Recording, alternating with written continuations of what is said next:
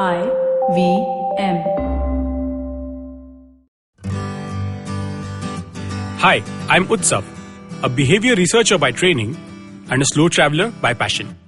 Postcards from Nowhere is a travel podcast where I condense a decade of travel experiences and explore not just the where, but also the why and how to travel. My stories emerged from slow traveling the less explored parts of the world: Bosnia and Herzegovina, Armenia, Uzbekistan, and even China. At the end of each story, I give practical tips and new ideas about how to travel better. This week, I take you up close to the food revolution taking place in China and how the hero of it all, the humble potato, is a case study in gastro-nationalism. She commanded the stage with her presence, dressed in a pink top, black trousers and boots. She holds the mic with elan, with the air of a seasoned performer. With her singing, she is sort of a minor national celebrity and is often seen leading a traditional style Yunga dance. Well into her 50s, her age belies her enthusiasm. She was performing at the China Yangling Agricultural Fair in the Shaanxi province of China.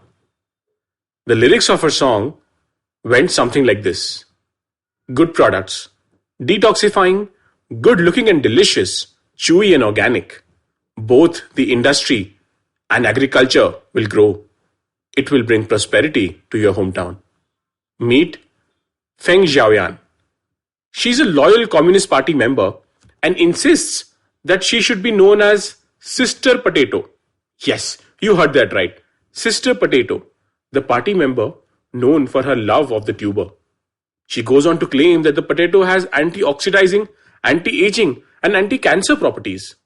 In her enthusiasm, she even goes on to claim that potatoes will help you lose weight. Only if that were true.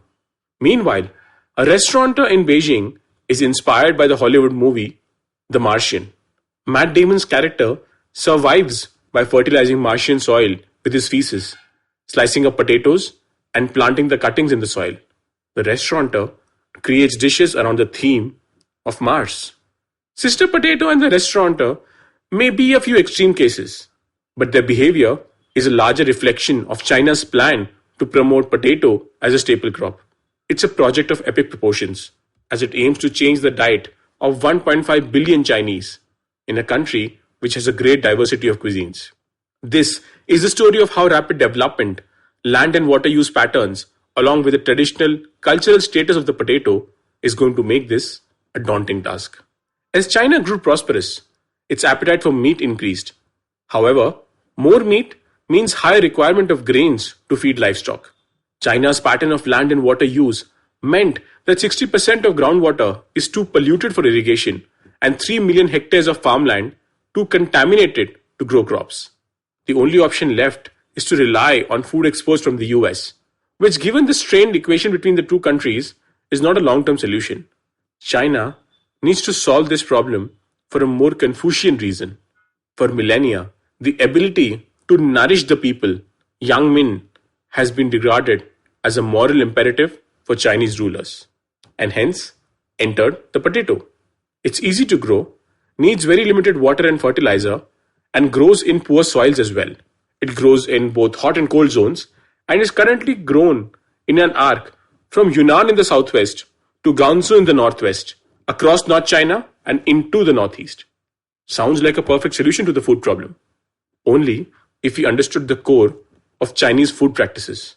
Any Chinese cuisine has two basic components: fan, or cooked grains, and kai, or side dishes. The fan are mostly rice, bread, or noodles.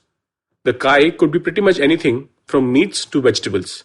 The use of potatoes in kai is well established in many regional cuisines, which is also why when McDonald's introduced French fries in China, they were a runaway success, because it was always seen as a side dish. However, the challenge is in incorporating the potato in the fan or the staples, where it hits two cultural challenges. Traditionally, the potato is seen as a foreign vegetable, which is not good enough as a staple food. It is seen as a coarse grain, kuliang, compared to fine grains, ziliang, such as rice or wheat. In coastal regions, potatoes are seen by many as Western food and their potential as a staple food is nearly unthinkable. The other and the larger challenge goes back yet again to the Cultural Revolution. A Chinese food historian who had grown up in rural Chongqing said that his elderly father still refused to eat potatoes, as they reminded him of the poverty and hunger he had endured during his youth. Even today, people often say they were raised on maize and potatoes to indicate they had grown up in a poor, mountainous, rural area. Outside of the rural areas, the potato carries the stigma of food of the poor and the underprivileged. This has stayed even though official Chinese attitude towards food itself have changed. It has moved from eating one's fill, qibao, in the 1970s, to eating well, qihao, in the 1980s and 90s, to eating for health, qi chu jiangkang, since the 2000s. Hence, the party came up with a more ingenious idea to tackle the cultural barriers. Increasingly, China eats noodles and bread made out of not wheat or rice, but made out of potato flour. And in the campaigns, as Sister Potato's behavior shows, eating potatoes is implicitly and explicitly framed as an ethical, patriotic act.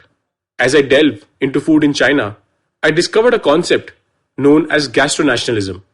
It is the use of food production, distribution and consumption to create and sustain the emotive power of national attachment. Food is a fundamental aspect of collective identity, and a great way to travel would be to map the story of a nation through its national foods.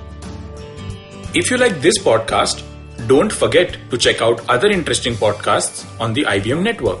You can listen to us on the IVM Podcast app or ivmpodcast.com. You can also follow us on our social media. We are at IVM Podcasts on Twitter and Instagram. If you want to reach out to me, I am Utsav Memory on Twitter and YVTravel42 on Instagram.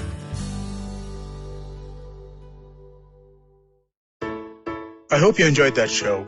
It's been a really fun week this week, as it is almost every week, but this week was particularly fun. Farmisha Honey was on Cyrus Says, great conversation over there. We had a crossover event. Vineet Kanabar, host of the Storytellers and Storytellers podcast, came on Uncle Please Sit. Really interesting conversation about the future of digital content. Besides that, it was the 50th episode this week of Agla Station Adulthood. Congratulations to Ritasha and Ayushi. But yeah, they're 50 episodes down. They had Rekha Jha as the guest on that show. On Advertising is Dead, Varun had the founders of Foxymoron, Suvir Bajaj and Pratik Gupta on. Another really, really interesting conversation. So full of interesting conversations this week, and I hope to see you again next week.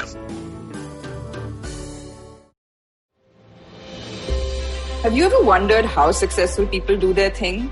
How do they navigate the challenges they often face? Are you wondering about the future of restaurants, film, education, technology, and everything else in between? Hi, I'm Gauri Devidayal, best known for being one of the brains behind The Table, an award-winning restaurant in Bombay. One thing my life as a restaurateur has given me is the opportunity to meet with some truly inspiring people, most often just by chatting with strangers at the community table. And that's what this podcast is about. It's about learning the new dimensions of business and understanding how different people swim this sea. It's an opportunity for me to pick their brains and ask them all the questions on my mind, whether it's about learning from their past experiences or talking about future trends. Through their journeys, stories, and insights, I hope you too, like me, will come away inspired and energized. So come, join me every Wednesday with your favorite drink, because this round is on me.